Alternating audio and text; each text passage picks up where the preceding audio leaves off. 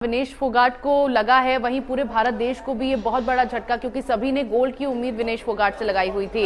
इतनी मेहनत करने के बाद, इस मुकाम तक पहुंचने के बाद विनेश फोगाट को फाइनल से बाहर कर दिया गया। अब किस तरह की प्रतिक्रियाएं सामने आ रही हैं सभी लोगों की ओर से? बिल्कुल, देखिए, विनेश फोगाट से बहुत ज्यादा उम्मीदें थी कि इस बार गोल्ड आएगा। विनेश फोगाट आप देख रहे थे कि लगातार बेहतर प्रदर्शन कर रही थी और आज देश भर की उम्मीदें थी कि आज विनेश फोगाट गोल्ड लेकर आएगी। करीब 12 बजे ये मुकाबला होना था और इसमें ये उम्मीद की जा रही थी कि बहुत अच्छा मैच वो खेलेगी और गोल्ड भारत की झोली में होगा। देखिए, पीटी उषा ने इस मामले को लेकर फोन पर बातचीत भी की है प्रधानमंत्री नरेंद्र मोदी से। प्रधानमंत्री नरेंद्र मोदी ने इस बात का आश्वासन दिया है कि इसके विकल्प को लेकर हम बातचीत करेंगे और आगे क्या हो सकता है, सरकार हर संभव इसमें प्रयास करेगी। हालांकि जिस तरह से खबर आई थी उसके बाद से सरकार ने ये कहा था कि हम जो फैसला लिया गया उसका बहिष्कार करते हैं, ये फैसला सही नहीं है। अब सवाल एक ये खड़ा हो रहा है, देखिए, कि फाइनल में पहुंचने के बाद ही आखिर क्यों आयोग घोषित किया गया? इतने मुकाबले हो गए तो आपने वेट को क्यों नहीं उसको पहले मापा गया, तोला गया? जब फाइनल में पहुंच जाता है भारत का खिलाड़ी, उसके बाद ही आप कहते हैं कि वजन ज्यादा है, हम आयोग घोषित करते हैं। तो यहाँ ओलंपिक्स से जुड़े मापदंडों को लेकर सवाल खड़े हो रहे हैं कि आप पहले से क्यों नहीं वेट कर रहे थे, पहले से आपने क्यों नहीं उनका वजन किया गया, मापदंड देखे गए, आखिर फाइनल में पहुंचने के बाद ही आपने जो है वेट क्यों दिया? इसीलिए इसको लेकर एक साजिश की बू भी आ रही है, लोगों में बहुत बड़ा गुस्सा है इस खबर के बाद से। बिल्कुल आसिफ जी, और विपक्ष की ओर से भी अब देखिए यही आरोप लगाए जा रहे हैं कि जाहिर तौर पर भारत की बेटी के साथ इस तरह से दुर्व्यवहार वहां पर किया जा रहा है और महज 100 ग्राम वजन ज्यादा होने के चलते उनको डिस्क्वालीफाई कर दिया गया है। जाहिर तौर पर यहाँ पर साजिश कहीं ना कहीं रची जा रही है भारत की बेटी के खिलाफ, भारत के खिलाफ, जिसकी वजह से विनेश फोगाट को इस मुकाम तक पहुंचने के बाद डिस्क्वालीफाई कर दिया गया। लेकिन अब जैसा कि आपने बताया कि पीटी उषा की ओर से भी प्रधानमंत्री नरेंद्र मोदी से बातचीत की गई है। प्रधानमंत्री नरेंद्र मोदी ने साफ तौर पर यह कहा है कि जो भी पॉसिबिलिटीज हो सकती है उन सभी पर विचार विमर्श किया जाना चाहिए। तो मैं चाहूंगी आप थोड़ा दर्शकों को यह समझाइए कि क्या यहाँ पर कोई पॉसिबिलिटीज हैं, क्या क्या वो चांसेस हो सकते हैं, क्या क्या वो पॉसिबिलिटीज हो सकती है जिस पर अब इस पूरे मामले में विचार विमर्श किया जा सकता है और फिर आगे क्या विनेश फोगाट को मौका मिल सकता है फाइनल्स खेलने का?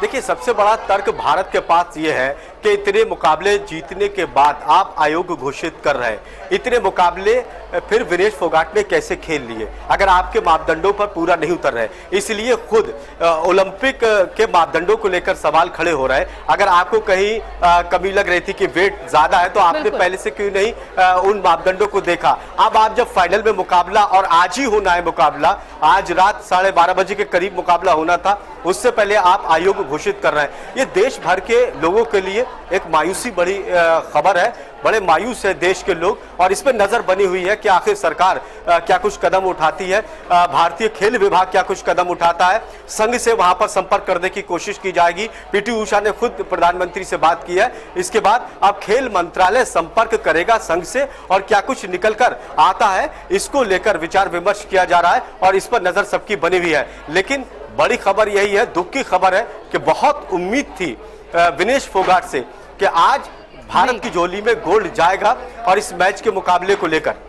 जी आसिफ जी, एक अहम बात यहाँ पर यह भी है क्योंकि विनेश फोगाट से सभी की उम्मीदें बहुत ज्यादा थी और प्रधानमंत्री नरेंद्र मोदी ने भी, आपने बताया कि बातचीत की है, लेकिन अब आगे देखना होगा कि क्या क्या हमारे पास विकल्प बचे हुए हैं। पेरिस ओलंपिक लगातार विवादों में रहा है। इससे पहले हमने देखा था कि जब बॉक्सिंग का मुकाबला हुआ था तब भी बायोलॉजिकली एक मर्द को वहां बॉक्सिंग रिंग में उतार दिया जाता है और महिला बॉक्सर के साथ वहां पर लड़वा दिया जाता है। पहले भी रूल्स ब्रेक किए जाते हैं, जबकि जब पिछली बार उनका टेस्ट हुआ होता है तो क्रोमोसोम पाए जाने के तहत 2023 में उन दोनों प्लेयर्स को वहां डिस्क्वालीफाई किया जाता है। लेकिन फिर जब 2024 में मुकाबला होता है तो दोनों को गेम खेलने दिया जाता है। पहले भी यहां पर रूल टूटा, अब फिर विनेश फोगाट के मामले में हम देख रहे हैं कि यहां पर फिर एक बार रूल ब्रेक किया गया। प्री क्वार्टर फाइनल खेल लिया, क्वार्टर फाइनल खेल लिया, सेमीफाइनल खेल लिया, सारे मुकाबले खेलने के बाद जब फाइनल्स का मुकाबला आया तो उससे पहले वजन कर लिया गया और बोल दिया गया कि 50 किलोग्राम की कैटेगरी में खेल रही है, 100 ग्राम वजन ज्यादा है तो खेल नहीं सकते, डिस्क्वालीफाई कर दिया गया। ऐसा क्यों देखने को मिल रहा है? बिल्कुल यही सवाल देखिए खड़ा होता है। कल कई मैच थे, कल मैच जब खेला तो क्या आपने वजन नहीं किया? क्या रात भर में 100 ग्राम वजन बढ़ गया? ऐसा कैसे हो सकता है? ये इसीलिए जो संघ के मापदंडों को लेकर सवाल खड़े हो रहे हैं। हालांकि इस मामले को लेकर अभी उम्मीद है, क्योंकि सरकार की तरफ से आश्वासन दिया गया, प्रधानमंत्री ने खुद कहा कि हम विकल्पों को लेकर विचार विमर्श कर रहे हैं, संपर्क करने की कोशिश करेंगे। लेकिन देश भर के लिए बड़ी मायूसी भरी जरूर खबर है, क्योंकि विनेश फोगाट ने काफी मेहनत की थी, सालों से मेहनत वो कर रही थी पेरिस ओलंपिक को लेकर, और उनकी तैयारी बहुत लंबी तैयारी थी। इन्होंने एक बहुत लंबा संघर्ष किया था, उनका पूरा परिवार इसमें लगा हुआ था, कोच लगे थे, पूरा विभाग लगा हुआ था। कई सालों के बाद वो इस मुकाबले में वो पहुंची थी, पेरिस ओलंपिक में उन्होंने क्वालिफाई किया था वहां खेलने के लिए, और उसके बाद कई मुकाबले जीतने के बाद वो फाइनल में पहुंची, और फाइनल में अब इस तरह की खबर आ रही है, तो ये बड़ी दुख भरी खबर है। हालांकि सरकार इस पर नजर बनाई हुई है और उम्मीद करते हैं कि इस मामले को लेकर जरूर कुछ सकारात्मक निकलेगा, सरकार सकारात्मक कुछ इसमें विकल्प जरूर निकालेगी। जी आसिफ जी, आईओए की तरफ से अब क्या कहा जा रहा है इस पूरे मामले में, क्योंकि घोषणा तो देखिए कर दी गई है कि विनेश फोगाट को डिस्क्वालीफाई कर दिया गया ओवरवेट होने की वजह से। अब आईओए की ओर से आगे क्या कहा जा रहा है, जिस तरह की प्रतिक्रिया और जिस तरह का विरोध भारत की ओर से जताया जा रहा है? देखिए, विचार विमर्श किया जा रहा है खेल विभाग की तरफ से, खेल मंत्रालय भी इस मामले को लेकर विचार विमर्श कर रहा है, और खेल मंत्रालय ने जरूर संपर्क करने की कोशिश की होगी खेल संघ की तरफ से, पेरिस ओलंपिक जो संघ है उसके उन लोगों से कि आखिर क्या वजह हुई, एकदम इस तरह का हो गया। सरकार भी इस पर विचार विमर्श कर रही है, और इस तरह की भी खबरें आ रही कि खेल मंत्री खुद करीब 3 बजे के वक्त संसद के अंदर भी इस मामले को लेकर भाषण देंगे। विपक्ष भी इस मामले को लेकर एक है, क्या विपक्ष, क्या पक्ष, क्या देश के लोग, सभी इस मामले को लेकर एकजुट थे। अब संसद में भी इसको लेकर विचार विमर्श होगा, खेल मंत्रालय की तरफ से खेल मंत्री खुद इस मामले को लेकर संसद में बातचीत रखेंगे। चलिए ठीक है आसिफ जी, आप मेरे साथ बने रहिएगा। इसी बीच एक बड़ी खबर सामने आ रही है, उसका रुख कर लेते हैं। तो बड़ी और अहम खबर इस वक्त की आपको बता दें, बड़ी जानकारी इस वक्त की सामने आ रही है। रणदीप सुरजेवाला ने एक्स पर पोस्ट किया है, तो रणदीप सुरजेवाला की ओर से एक्स पर पोस्ट किया गया, आज खेल इतिहास का ब्लैक डे है। सुरजेवाला की ओर से कहा गया ये एक बहुत बड़ा नफरती षड्यंत्र है। रणदीप सुरजेवाला की ओर से कहा जा रहा है षड्यंत्र का चक्रव्यूह जरूर टूटेगा, ये एक बहुत बड़ा नफरती षड्यंत्र है।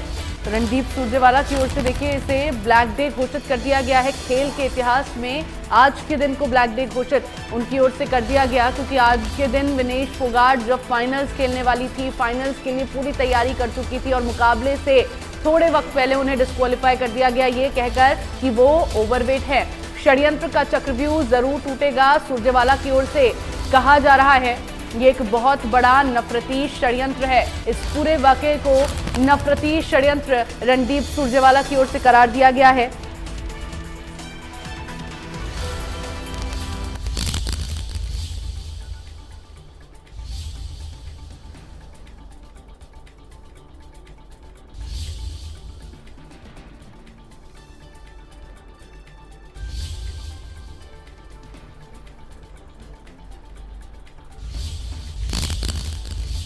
और चलिए आसिफ खान मेरे सहयोगी न्यूज रूम से लगातार मेरे साथ लाइव बने हुए हैं। आसिफ जी देखिए, रणदीप सुरजेवाला की ओर से भी इसे एक चक्रव्यूह बता दिया गया, षड्यंत्र बता दिया गया, और उन्होंने कहा है कि षड्यंत्र का ये जो चक्रव्यूह है एक दिन जरूर टूटेगा। किस और इशारा रणदीप सुरजेवाला की ओर से किया जा रहा है?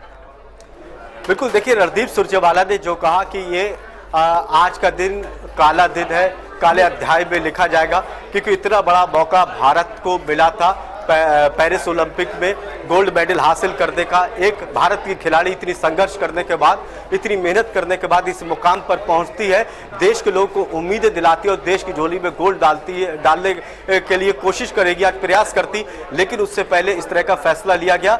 तो वास्तव में आज का जो दिन है और ये फैसला जो है वो काले अध्याय से लिखा जाएगा, और इसको हमेशा याद रखा जाएगा कि इस तरह का फैसला लिया गया कि खिलाड़ी ने अपनी मेहनत की, तैयारी की और संघर्ष किया, कई मुकाबले खेले, और उसके बाद फाइनल में वो पहुंचती है, और फाइनल में फिर इसको डिस्क्वालीफाई कर दिया जाता है, सिर्फ इस बात को लेके कि आपका वेट बड़ा हुआ है, अभी तक आप क्या कर रहे थे। देखिए, ये देश भर से प्रतिक्रिया इसी तरह की आ रही है, और सवाल खड़े हो रहे हैं कि षड्यंत्र बड़ा रचा गया है भारत के खिलाफ, भारत के खिलाड़ियों के खिलाफ। जब देखा जा रहा था कि भारत की झोली में गोल्ड मेडल आने वाला है और भारत का खिलाड़ी बहुत अच्छा प्रदर्शन कर रहा है, उससे पहले ये आयोग घोषित कर देना, ये वास्तव में एक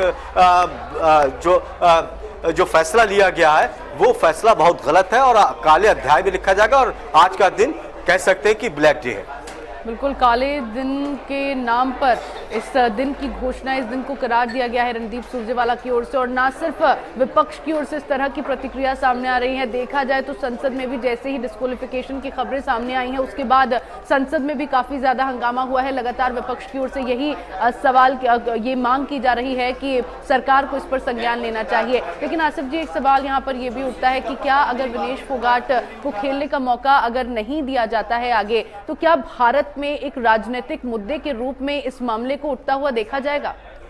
नहीं, देखिए, एक अगर ऐसा हुआ और इसके विकल्प के तौर पर या पेरिस ओलंपिक में फिर से विचार विमर्श नहीं हुआ, तो इस खेल को लेकर जो विश्वसनीयता है, जो विश्वास है, वो घटेगा, कम होगा कि खिलाड़ी किस तरह से फाइनल में जाकर उनको आयोग घोषित कर दिया जाता है। एक उम्मीद के साथ, एक मेहनत के साथ, एक ट्रेनिंग के साथ, एक त्याग के बाद खिलाड़ी यहाँ तक पहुँचता है। कितनी मेहनत करता है वो, पूरे देश की भावनाएं इसमें जुड़ी हुई थी। हमारे हरियाणा राज्य की भावनाएं जुड़ी हुई है, परिवार की भावनाएं जुड़ी है, खिलाड़ियों की मेहनत जुड़ी है। ये सिर्फ कुश्ती का मामला नहीं है, बाकी जो खेल है उसको लेकर भी बड़ी मायूसी है कि इस तरह के फैसले जो लिए गए हैं।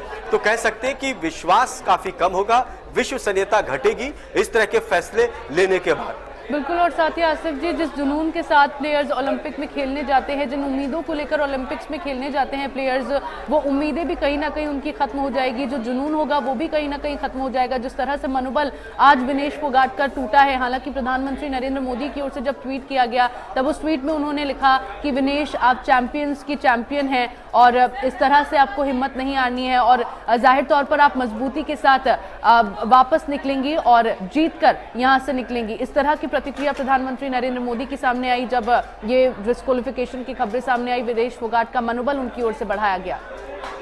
देखो, प्रधानमंत्री नरेंद्र मोदी ने आश्वासन देते हुए ये ट्वीट किया है कि आपका मनोबल कम करने की जरूरत नहीं है, सरकार इस दिशा में काम कर रही है, आप घबराइए मत, विकल्प को लेकर हम जरूर तलाश कर रहे हैं। बाकी विपक्ष के नेता भी सरकार से लगातार बातचीत की जा रही, खेल मंत्रालय के संपर्क में है कि इस मामले के समाधान को लेकर जरूर कुछ किया जाए। सरकार भी कोशिश कर रही है। देखिए, सबको उम्मीद थी, प्रधानमंत्री ने भी, जब आपको याद होगा कि विनेश फोगाट बेहतर प्रदर्शन कर रही थी, उन्होंने भी बधाई दी थी और कहा था कि देखिए भारत की बेटी कितनी बेहतर प्रदर्शन कर रही है। इसके अलावा तीरंदाजी में 2 गोल्ड लेकर आई मनु भाकर। इसके बाद विनेश फोगाट से उम्मीदें जागी, नीरज चोपड़ा बेहतर प्रदर्शन कर रहे थे। तो प्रधानमंत्री ने खुद ट्वीट किया था कि विनेश फोगाट गोल्ड लेकर आएगी। उधर सीएम नायब सिंह सैनी ने भी बधाई दी थी और कहा था कि आज उम्मीद है कि हरियाणा के साथ ही देश का नाम रोशन विनेश फोगाट करेंगे। हरियाणा के लोगों को बड़ी उम्मीदें थी,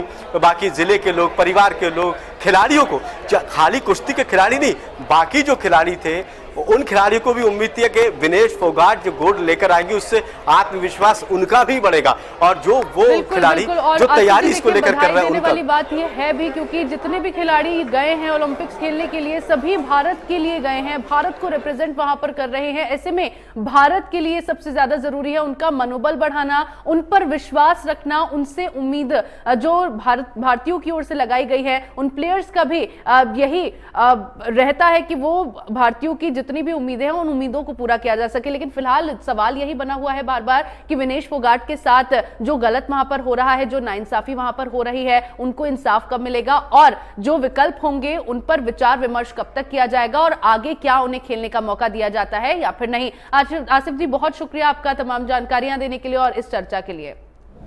ये खिलाड़ी और सैनिक